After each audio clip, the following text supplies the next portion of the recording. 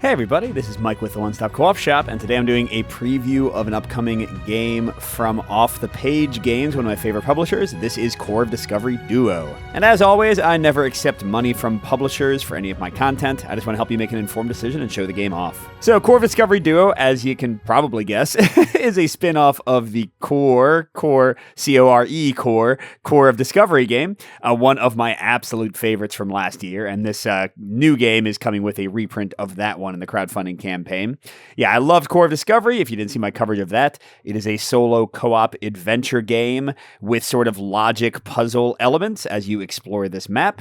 And Core of Discovery Duo strips away a lot of the adventure stuff, for better or worse, and makes a very fine-tuned, quick-playing, two-player-only cooperative logic puzzle kind of exploration game.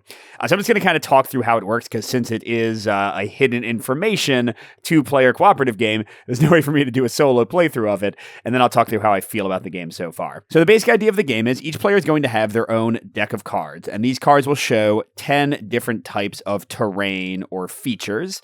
And they are going to be building cooperatively a map together of orthogonally placed tiles. So you're just kind of like getting things out like this. And how it generally goes is each player places a single card on their turn. You'll have 5 cards in a hand, and between the two players' hands, they represent every type of terrain in the game. That gives you a lot of flexibility.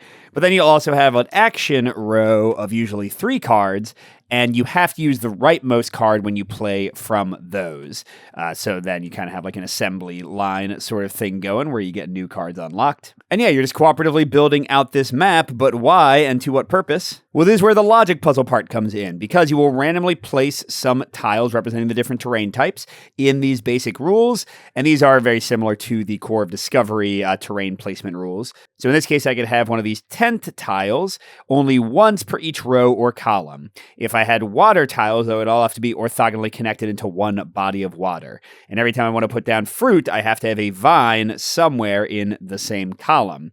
So these are rules that we communally both know about. But then behind our hidden player screens, we each have a character card that we have put 5 of the 10 terrain types on randomly. And it's going to give us other rules. Like in this case, tents not only have to be only once per column and row, but also have to be orthogonally or diagonally adjacent to mushrooms and vice versa. And rocks cannot be orthogonally adjacent to wood. But the Lewis player would know these, but wouldn't know Clark's ones, and the Clark player wouldn't know Lewis's. So you're going to be trying to put out cards and place your terrain to match your rules and figure out what the other player's rules are. And you can, as a bonus action on your turn, throw away tiles from the map, but each time you do that, you have to take a penalty and discard some cards from the top of your deck. And if you ever can't play a card because you've run out, then you lose the game. But just putting out tiles randomly and trying to figure out your logic puzzle is not enough. You also have to get the fort tile placed. And how this works is, as you build out the map, you'll see these little map size things here, 3x3, 4x4, 5x5, etc. Once the map reaches that size, then you reveal whatever's under here. And some of them, like this one, are going to tell you where the fort has to be. So now we know the fort has to be adjacent to a skull tile. But then other ones will just go down here and they become bonuses. You can get cards back from your discard pile and stave off losing the game automatically a little bit longer. But yeah, in this case, on basic difficulty, once you get the 3 and the 5x5 size map, I would know that the fort had to be placed next to a skull and rock. And once my partner and I have at least one of every terrain type on the board, matching all of our rules, matching the communal rules, and we've placed the fort in a position that matches its requirements, that's when you win the game. Now, there are some other details I'm leaving out, like you can play cards from your discard pile at a cost. Each of these 5 starting hand cards has your character's token on it, so you can like give really impactful clues, like be like, hey, you better pay attention where I put this mud. My character's on it. It probably is telling you exactly what my rule is.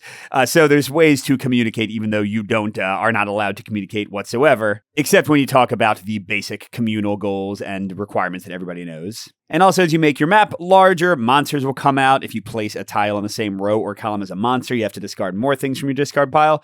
So yeah, there's a lot of fun stuff going on, but it's also a pretty quick game to teach. And I've had a lot of fun with this one. My son and I, my 13-year-old, have been the main people playing it. And yeah, the games are very fast. I would say maybe 15 to 20 minutes, but the logic puzzle changes up quite a bit each game, for better or worse, because there is a lot of luck. Sometimes, for example, you'll get a lot of like the same terrain in a row, so it's a little bit harder to put things out. Although the fact that you have every terrain type represented in your 2 hands that you can always play from takes away a lot of the sting of randomness there. There's also some other random elements, though, like which terrain types are needed for the fort, and if they match up with some of the more restrictive rules on the character powers, can make it just that much tougher to get the fort down. But I have not played a game yet where victory felt impossible because of random elements. It just sometimes made us have to dance and sweat a little bit more. So if you like logic puzzle games or cooperative hidden information games, I would compare this one, kind of the experience of playing it, very favorably to Codenames Duet. It has a bit of that feel, but it also has some of the logical goodness of something like Turing Machine or the Search for Planet X series. And the variety is also good. At least in the prototype they sent me, there are 4 different characters, each with completely different rules. So mixing and matching them can make your map turn out in quite a different way. And that's discounting the huge variety in luck, of course, and how things come out. On top of that, each character has these upgrade cards. Each time you win a game, you get to pick one of these as something you can use in the future. So they can give you lots of fun, cool things to try out. But when you play with these upgrade cards, you get these suns, and those require you to use some of these hazard cards that make the game much tougher in different ways. And heck, if you just want to straight up make the game tougher and not give yourself a little leg up to match the difficulty, you can just use a bunch of these with no character upgrade cards or go above the value you're supposed to be using. So don't get me wrong, I don't expect that I'm ever going to love this one quite as much as Core of Discovery, because it strips away pretty much all of the adventure and emergent narrative elements of that game. But that doesn't change the fact that Core of Discovery Duo is a quicker game, a smaller game, a cheaper game, great for 2 players, easier to teach than Core of Discovery, and still has a lot of legs and variety to it. So I am very happy to have played this one, and hopefully I'll get a final review copy. Although, again, I can't really show a playthrough of it, but I can do a full review down the line. But yeah, even if you have no interest in Core of Discovery, if you like logical deduction games, this one still might work for you. But if you like Core of Discovery, I imagine you're also going to like this one. So yeah, go check out the crowdfunding page and see what you think. And a special thank you to our biggest Patreon supporters, J. William F., Steve Wren, KCW, Andrew R., and Chris C. We'll see you at the next stop.